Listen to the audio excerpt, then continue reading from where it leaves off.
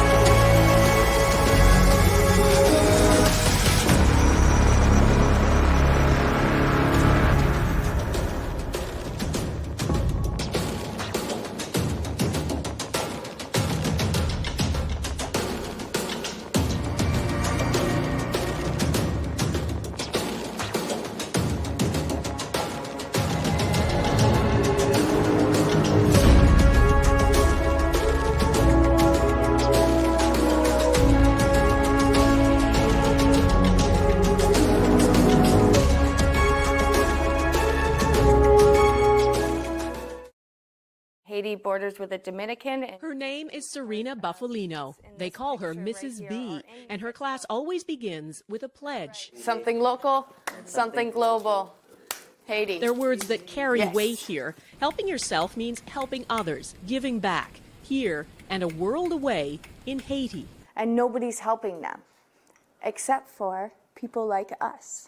It was through her the class learned of Haiti, of the nearly 1 million orphans, many with no school, no support, no Mrs. B in their lives. They could not wrap their head around that. Mrs. B's students are among Toronto's most at risk. Their challenges vary from emotional and behavioral difficulties to learning disabilities.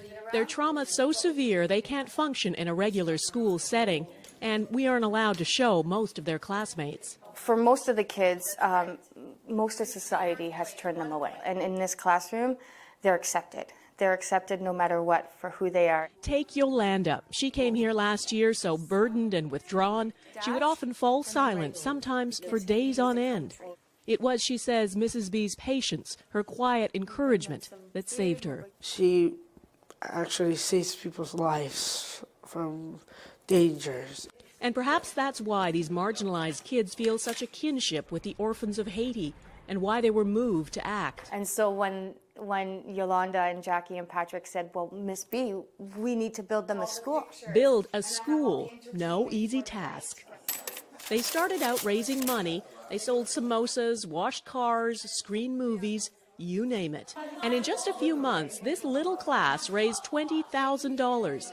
So much, it's not just a one-room schoolhouse they can build, but a full 3-story school. And so Mrs. B set off on a journey she'd dreamed of, up into the dusty mountains above Port-au-Prince to a town called Canaan. It's home to thousands of earthquake refugees who live with no running water, no electricity, and no school, until now. The first step was a temporary school. It's up and running. 53 students already in uniform. The permanent school for 250 is growing from its foundations. It makes me want to cry because she just makes me feel so awed, and I'm very proud of her. All of this because of a handful of students back in Canada and Mrs. B, the teacher who believed in them. These are for you. At another fundraiser, a special tribute to the students, accepted by someone who, without Mrs. B, might not be here. They believe in me and I believe in them, and together we not only change our lives, but we change the world around us. For inspiring great things and seeing the potential in everyone, Serena Buffalino is this week's Everyday Hero.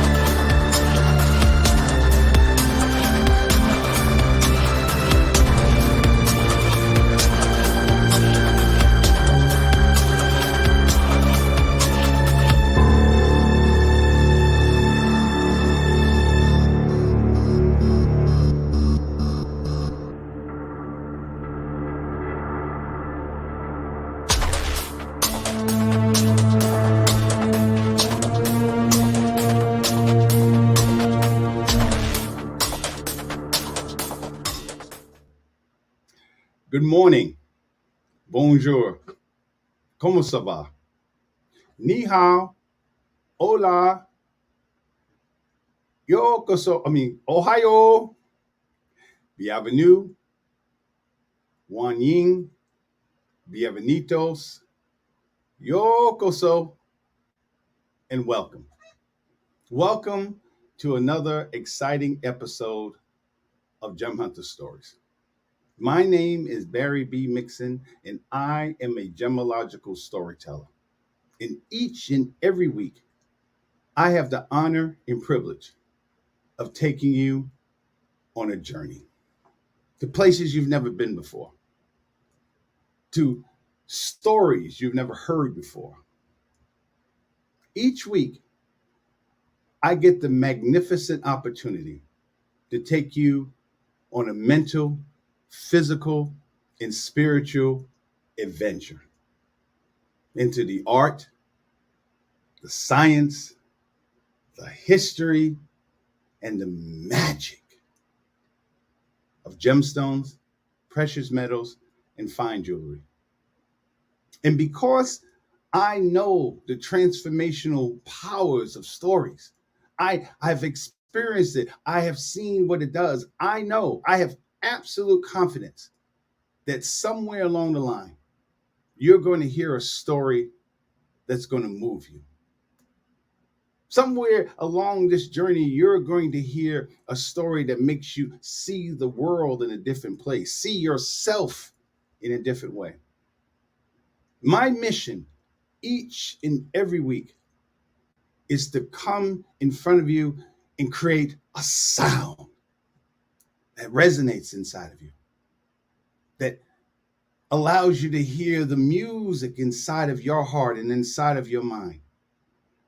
And my hope is that you take that music and use it as a bridge, as a template, as an inception point to help you begin your journey to discover the value of your story, of how you relate to the world and how the world relates to you. I want to say good morning and bonjour to people in my life. Patrick Sadi, bonjour, comment ça va? And his lovely wife, Valerie. I want to say good morning and bonjour to Saul in Bangladesh. Good morning, Saul. Welcome. I want to say good morning to Lou right here in Chicago. Good morning, Lou. Lou's Army. So good morning. Last week, when you tell stories, it's important that you understand that you have to be two parts when you're telling a story. You have to be, or two people. You have to be the person telling the story, and you also have to be the person sitting in the audience. And since science says I can't be in two places at the same time, what you have to do is you have to listen to the people listening to your story. And I got a comment from one of my listeners. I call her my New York Times critic, Doretta Parker. And Doretta says that she liked last week's show, but she said it went a little fast for her. So this week and today and tomorrow, we're going to do a show, and it's going to be a little dense. So I really highly advise you to take out a piece of paper and a pencil and take down some notes. So let us begin. Last week, I was talking about belief systems, how gemstones, each gemstone has its own powers, and the thing that makes that power become is what you think of it, what you imbue that gemstone with. That ruby that we're looking at is we've learned some of the powers of rubies, how it intoxicates men's blood, but it just doesn't happen like that. You have to believe it has that power. When I say that you have to discover the value of your own story, sometimes in order to discover that value, you have to stop and you have to take a step back. You have to kind of go back to, where did it start? the beliefs that you have in your mind, the music that you hear in your heart and your mind, how did that begin? And that could be the case for anything. If you are a wonderful chef, how did that start? When I was in France, Valerie made me a absolutely wonderful meal. And when I asked her how long she's been cooking, she says, "Oh, since a little girl." She does sewing. She's a master seamstress. And I said, "How long you been sewing?" She said, "A long time, as early as she can remember." So that means that she heard a story from someone. And it's the same thing for those of you who cook or automobile mechanic or a teacher or a doctor. Someone told you a story. So in order for you to truly appreciate the value of not only that story, but the story that you're in right now, you have to go back. You have to go back to the source of where that passion began. And the way to do that oftentimes is through symbols. Symbols are the bridge. Symbols to stories is a lot like the moon is for a woman. When a woman sees a moon and she remembers that evening that you and her walked across that bridge, and when you stopped and looked into her eyes and saw the whole universe in her eyes and you kissed her, she will forever remember that moon as that symbol, that magical, beautiful symbol of that night. Symbols are for stories, like when you see that woman walk across the room in that red dress. And it was at that moment that you decided that that woman that you're looking at from across the room or on a train looking out the window or coming home, that woman, that beautiful woman that you see, that you gaze in your eyes, you know at that moment that that woman is the most beautiful woman you've ever seen in your life.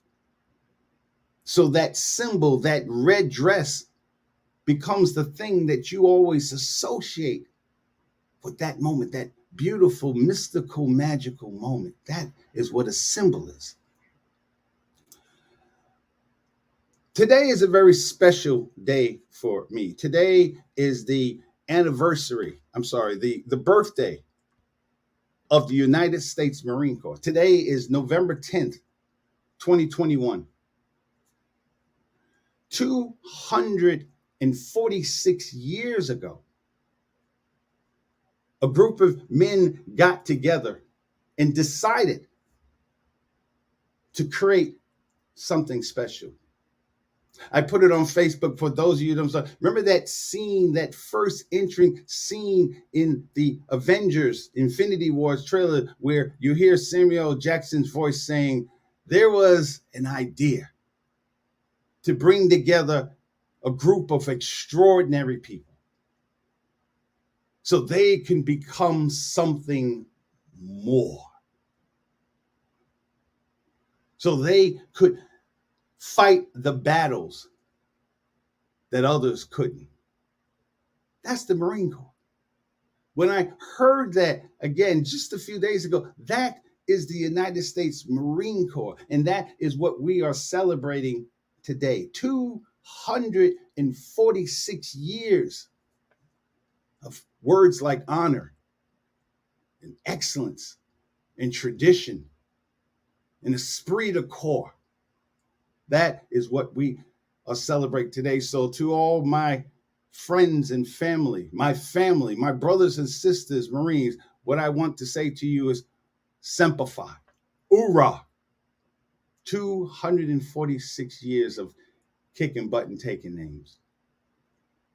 Now, I don't want to take credit for this because, to be honest with you, I didn't forget about November 10th, but I forgot about what day November 10th fell on this year. So I was talking to one of our previous wonderful guests, Sonia, who was an outstanding WM, a woman Marine. And we were talking last week, and she said, Barry, what are you going to do for November 10th? And I was like, oh, wow, what am I going to do for November 10th? And it made me do what I ask my clients, what I ask all of you to do. Take a step back. Take a step back and think about, what does that mean to you? What does the Marine Corps mean to me? Tomorrow is Veterans Day, and it will be introducing my new book, and we'll talk. We're going to have a show tomorrow, just as a surprise. We're going to have a show tomorrow, and tomorrow's Veterans Day, and I will just let you know that tomorrow is my premiere of the book that I had the privilege of writing with several other veteran authors, but we'll talk about that tomorrow. But when Sonia asked me what am I going to do, I had to take a step back and say, what does the Marine Corps mean to me? And as I started looking at videos and YouTube commercials about the United States Marine Corps, I began to notice a theme. We all heard the words at the end of Marine Corps commercials that would say, the few, the proud, the Marines. And I remembered how that moved me. In fact, that ad, that commercial, those words are just like the words that are used, the advertising slogan of for a diamond, whereas a diamond is forever. That expression, the few, the proud, the Marines, have been around for 44 years. It came out in 1977, which is significant for me because I joined the Marine Corps in 1978. And what makes it even more powerful, the story of how I got to become a Marine, was the fact that in 1977 was also the year that Star Wars came out. So imagine how I felt as a 17-year-old kid from Harlem, New York, living in Jamaica, Queens, and I see this. Not only was I see a constant barrage of commercials where I would see men standing in their uniform representing this symbol, the eagle, the globe, and the anchor. And then I was also getting other symbols and visual cues of not only being a knight, but being a Jedi Knight.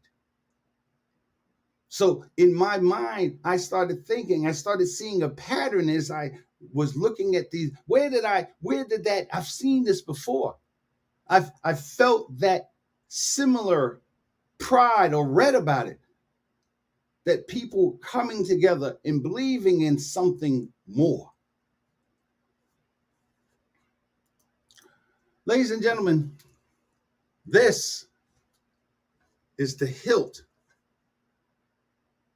of the sword of one of the greatest military commanders, not one of the greatest military commander in the history of the world, Napoleon, Emperor Napoleon Bonaparte. And for those of you who know me, know that I love Napoleon. Now, do I not know the challenges that Napoleon had as a person, as a human being? Absolutely. Napoleon was not perfect by any stretch of the imagination. Napoleon, if he was living today, Napoleon would probably be in jail with all the rest of these guys that do interesting and sad and demeaning things to women. Napoleon had issues with women, and that actually eventually led to part of his downfall. But the thing that I love about Napoleon was the story. That he was a master. He understood the power of stories. Napoleon didn't have any, he wasn't a good-looking guy. He wasn't short. He was about 5'7", 5'8", which was standard height for men of that century, 17th century, 18th century. And so it wasn't that his physical appearance, he was sick really most of his life. But the thing that I absolutely love about Napoleon is that Napoleon understood the power of stories, and he brought them into himself. Napoleon knew that he was going to be an emperor. He knew it. Every fiber of his being knew, and the way he got there is he used stories. Napoleon was a voracious reader. Napoleon would read books, all the books that he could find on great leaders and people in the past. Hannibal, Julius Caesar. He loved Alexander the Great. Maximilian the First, who was, remember Maximilian from a much earlier show when I said that he was the knight. He was an emperor. And he was what they categorize as the last knight. In fact, I just got a book entitled The Last Knight. So we're going to do a whole story on Maximilian the First, because everything that you know about knights came from him. So Napoleon read him. Napoleon embodied him. So Napoleon knew he was going to be an emperor. And in December 2nd, 1804, Napoleon stood in front of the whole world and declared himself Emperor of France. When he got his sword, this, ladies and gentlemen, it's not just a sword. And I had the pleasure to actually seeing this. I couldn't really hold it, but I actually saw this sword up close. This was my picture. They allowed me as a gemologist to go to the back where they had some of the exhibits. And this was at the Chateau de Fontainebleau, which is the second largest castle in France. And I had a chance to be there and to speak there and to literally see this sword up close. And this is a 253 carat diamond hilted sword. Oh, diamond hilt sword. And the treasure of this sword is this diamond right here. This is a 141 carat. This is the Regent diamond. And Napoleon, because he knew who he was going to be, he knew what his mission in life was be, and he fed that by understanding stories of not only himself, but stories of others that he could emulate, stories that he could learn from. He knew that he needed something to show the world who he was, his power. That diamond, that sword became the symbol of his elevation. He got this sword. He commissioned this sword when he was not even an emperor yet. He was a first consul. And he commissioned this sword, this Regent diamond. Actually, Louis XVI had the diamond. The diamond was lost during the French Revolution. Of course, Louis didn't need it anymore. He didn't have a head. So the diamond was lost. Napoleon found the diamond and wanted that diamond as his symbol of his omnipotence, of the magnificent level that he wanted to take him and the country that he loved, France, to the next level. So again, December 2nd, 1804, in front of the whole entire world, he declared himself emperor. And I want you to think about the psychology that you had to have to be that. Here's a man that woke up about 30 years old and decided, you know what? I think I can take over this whole thing. I think I can run the whole thing. Imagine, it's just a family show, but imagine the cojones that you need to understand that your purpose in the world is to be the emperor of the world. Not to be a king, but to be an emperor. And I began to understand who Napoleon was and how Napoleon used symbols to get there, to get people to understand not only what he wanted to do, the differences between him and the monarchy. He learned how to talk to people. He learned how to listen to people's stories. He, despite all the prejudice and racism and religious persecution, all the countries that he had conquered, he always tried to respect, whether he was real or not, there's a question. But he always tried to respect the thoughts, the culture, the religion of the countries that he went to, because he knew that his purpose in life was something more, and that was symbolized in that sword. So how does that, some of you are saying to yourself, well, how does that relate to the Marine Corps? How does this sword and Napoleon relate to the United States Marine Corps 246 years? Well, you ever hear the Marine Corps hymn? When you hear the Marine Corps hymn, what are the first two lines? From the halls of Montezuma to the shores of Tripoli. That's what it says. The shores of Tripoli talks about that time in history. The first time in history that the United States Marines, a brand new organization that came from the the Revolutionary War, November 10th, 1775, founded in a little tavern called Tunn's Tavern in Philadelphia, Pennsylvania, when a group of men got together and decided that they wanted to create something more. So in December 8th, 1805, President Jefferson sent a detachment of Marines to Africa, to Egypt, to fight off what was known as the Barbary pirates. And when I say a detachment of Marines, some of us might think of just a whole bunch of guys, 20, 30, 100. No, it was 8 guys, 7 Marines and their leader, First Lieutenant Presley O'Banner. Took 7 Marines and 400 to 500 Greek and Arab mercenaries.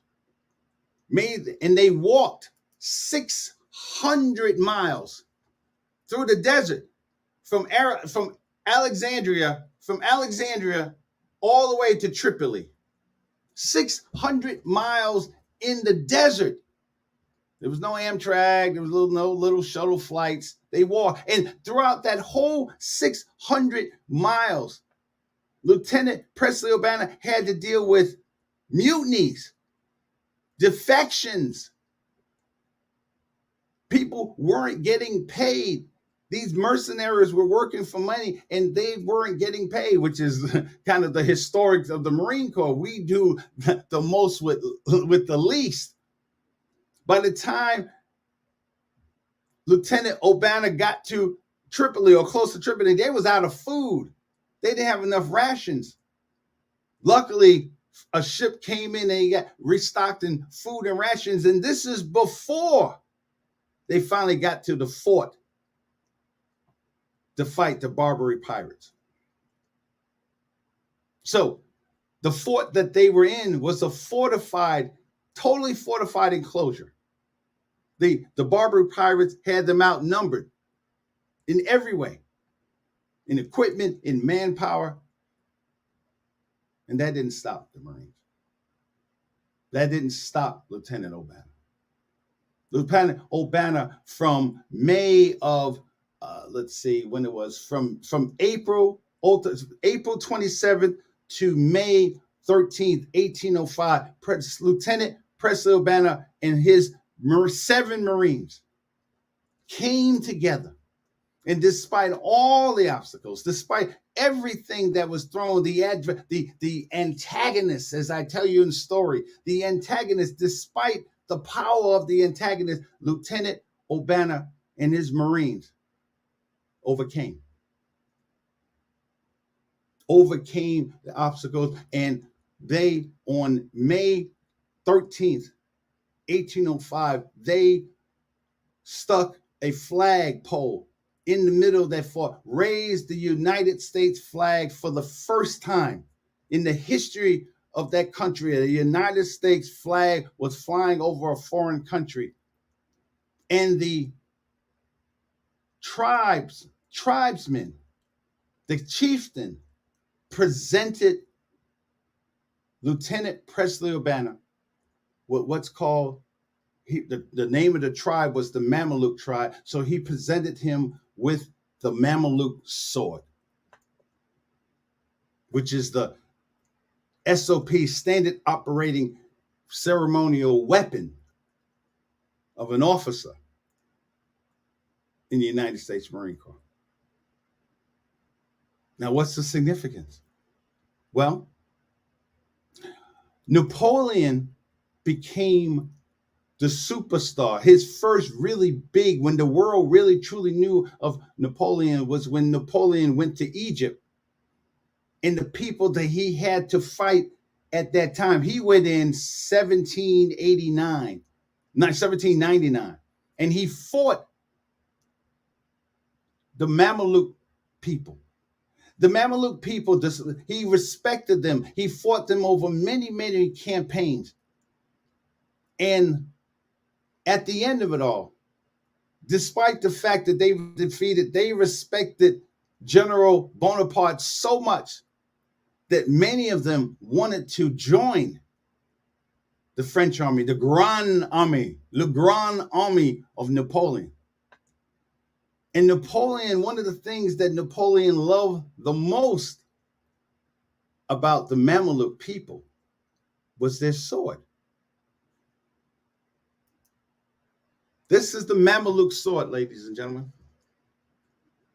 This is the weapon. This is the weapon that every Marine Corps officer has been carrying since 1815. And if you don't see, and Napoleon has worn this sword in so many pictures. Here's the picture. Here's the sword. I had to put it sideways. Here's the sword that he was coronated with. This is Napoleon. This is what he wore when he was coronated Emperor of France. He wanted everyone to know, yeah, I am all that and a bag of chips. You have to understand that Napoleon served for basically the Napoleonic Wars was 12 years, 4 months, and couple of weeks. And Napoleon fought the whole entire world, all of Europe, from the beginning of his reign to the end. Napoleon, literally, it was Napoleon in France and everybody else. All the other countries in Europe were against Napoleon. Not once, not twice, not 3 times, not 4 times, but 6, 7 coalitions where they all came together to defeat the Emperor in France, and Napoleon won each and every time. So after we take this break, I'm going to show you the power of not only Napoleon and the United States Marine Corps, but the power of that story, the power of that sword, and how that lives in each and every Marine that has ever served today. I'll see you on the other side.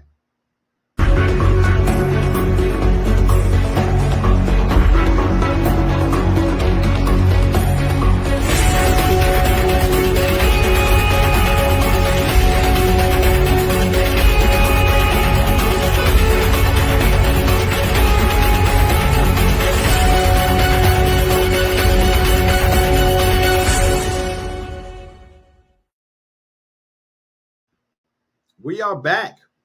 We are back again. Welcome. Happy birthday, Marines, 245 years.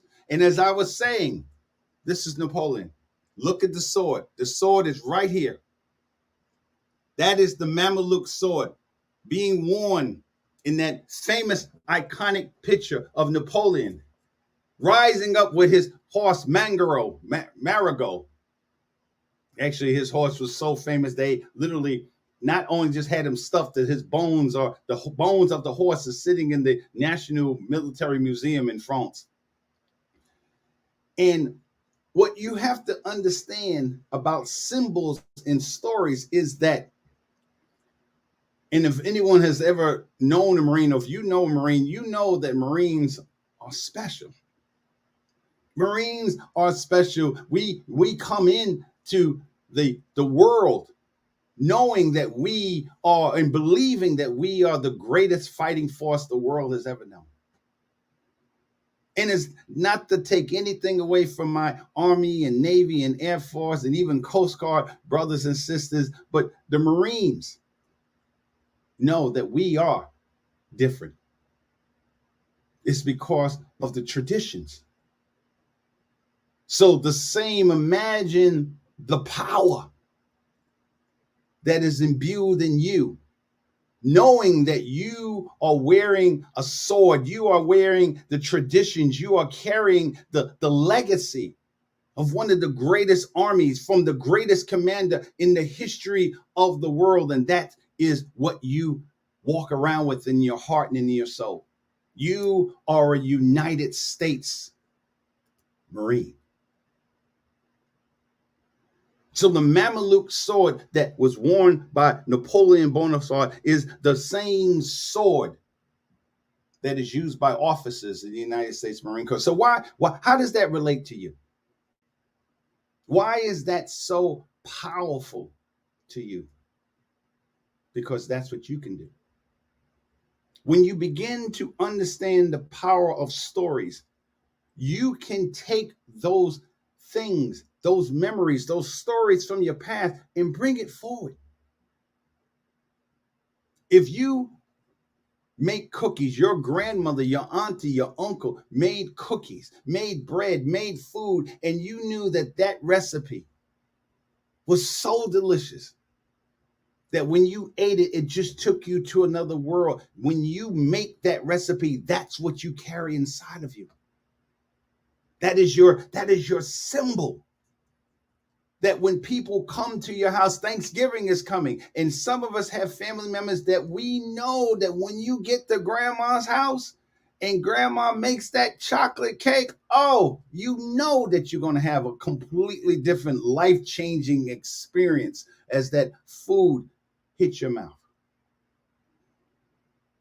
If you're an automobile mechanic and your grandfather and your father before him, your father and your grandfather before him worked on cars, and you as a mechanic carry those traditions, those legacies to your shop each and every day, and people know you. They have the expectation that if you take your car to John's shop, that it's going to be fixed. No matter what the situation is, that is what we carry in our hearts as United States Marines. When I joined the Marine Corps felt to me the closest thing I could possibly be to being a Jedi Knight, to being that guy, to being a part of an organization that of like-minded people who believe in this country. Is the Marine Corps perfect? No, not at all. Not at all. I can tell you all kinds of stories about just things when at the Marine Corps, I just sat there and said, really? It's like, excuse me, guys, isn't this stupid? But now that I'm older, now that I've seen how things work, now that I've been through different campaigns in my life, and Iraq and Afghanistan, now that I work with veterans and I see the power of those stories, I understand now why and what was instilled in me when I joined August 1978. We celebrating today an organization that exemplifies brotherhood, sisterhood. I am more Marine now, 40 years later, 43 years later. I am more Marine now than I was in 1978 because I understand the story.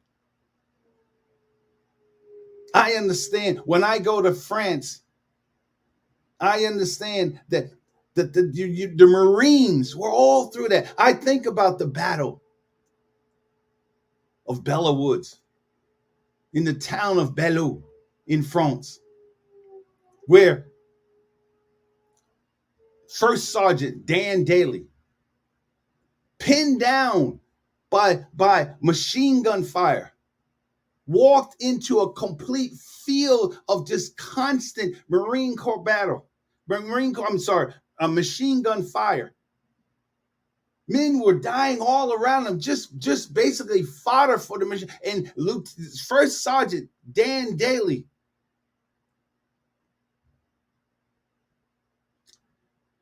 looked back at his men and asked them, "Come on, you son of a bitches, do you want to live forever?"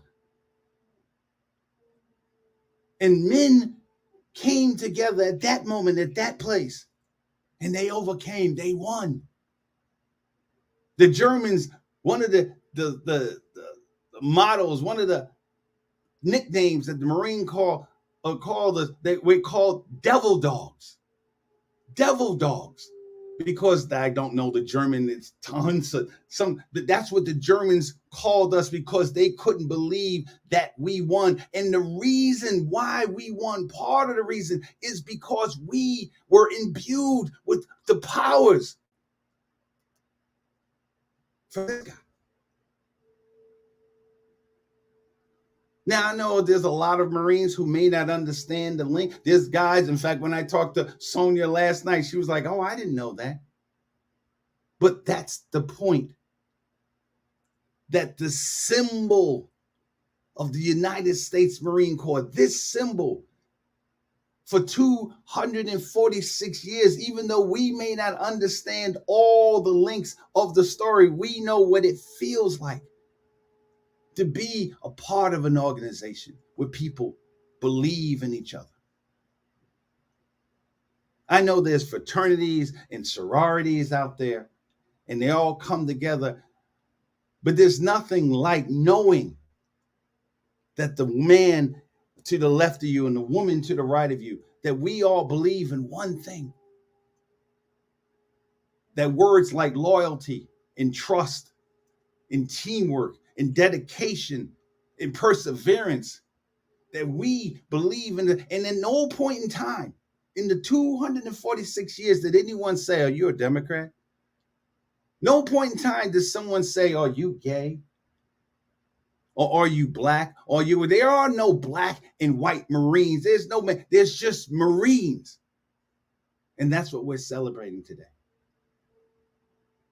What I want you to get out of this is understanding the power of stories, the power of symbols. Sometimes we have to go back to appreciate that. If you're in a relationship, and we're going to do lots of shows talking about relationships in romance, but it starts from this point. If you're in a relationship that may not be where you want it to be, sometimes you have to go back and remember that moonlit night. You have to remember that red dress. You have to remember your grandmother's cookies and remember what that meant to you, because that is what will empower you. That is what will inspire you. That is what will move you forward. Every Marine knows that we are human. We can be injured. We can be hurt. Right now, I'm only seeing half of you because my left eye, I went to the VA hospital yesterday and I have all types of things going on my eye. So I only really see half the screen. But because I'm a Marine. The show has to go on.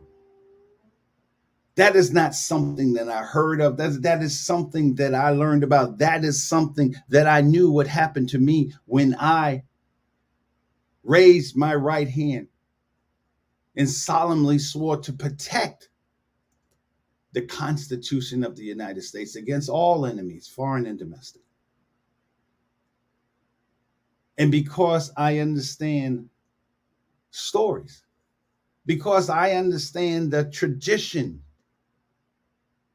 because I understand that Lieutenant Presley O'Bannon went 600 miles. I think about battles like Guadalcanal, Iwo Jima, all the battles that united Fallujah. When you look at the United States Marine Corps, you see the eagle, what represents America. You see the anchor, the globe, which represents our worldwide traditions. We have been in every war that the United States has ever fought. And we go to every war, we go to every conflict, representing not ourselves, but we represent each other because we are still Americans. And what those symbols do is remind us of who we are, of what we represent. No, I will never have this sword. I will never, no Marine will ever have a sword. No Marine will ever come to morning muster looking like this and say, Gunny, here I am. But the power of the Marine Corps is the fact that it's in our hearts. It's on our minds. I still cry. I still get choked up when I see Marine Corps commercials because I know that once upon a time, I wore that uniform. I know that once upon a time, I was put in harm's way. I know that once upon a time that I was a part of something, of group of people where we all believed in the same thing. And that is what carries me forward. That is what makes me believe in the beauty of this country. When you start to understand how symbolism works in stories, then you can use that anything. Jewelry, that's what jewelry is. It is a symbol of that moment. That sword is worth something like $5 million today because of what's called Providence. Who was it owned by? Napoleon Bonaparte is long since gone, but yet his power, his legacy. We talked about how a diamond, in the ancient traditions, the diamonds, the reason why men and women, emperors and kings and queens wore diamonds, because what a diamond does is the diamond was a transmitter of all the powers of the universe. A diamond was the direct connection between the monarch, the king, the queen, the emperor, and the higher powers. And Napoleon knew this. He knew what people did. And yes, did he do some bad things with it? Did he make mistakes? Absolutely. Absolutely. Did the Marines make mistakes in the 246 years? Absolutely. There are things that the Marine Corps has done. When you look back at the story of the Marine Corps, we've had our wonderful moments and we've had our tragic moments. But the thing about the United States Marine Corps that we celebrate today, November 10th, the things that we think about when we're driving down that road and we see that billboard with black and white and male and female and Hispanic Marines standing there with one word, honor. tradition, strength. We know that we represent that. So what is your symbol? What is the thing in your life? I want you to send me an email to gemhunterstories@gmail.com. Send me a story. Tell me what symbol do you think about? We talked about last week an opal. If you wore this opal in diamond dragon opal, a platinum dragon with diamonds, emeralds, and opal. We talked about the power you would feel walking into a boardroom, walking to a meeting, wearing that brooch, knowing all the powers that gemstone, that brooch brings to you, and you embody that, and you display that, and you allow the world to hear and see and experience who you are. So what's your symbol? What's the thing that empowers you? Send me an email.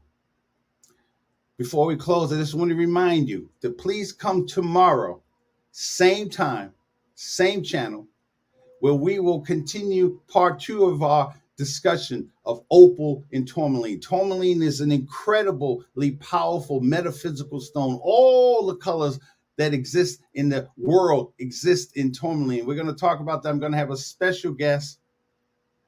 And as always, I want you to take time in your life. Look at your symbols, look at your story, and begin to discover the value of your own stories. Au revoir, and I'll see you tomorrow.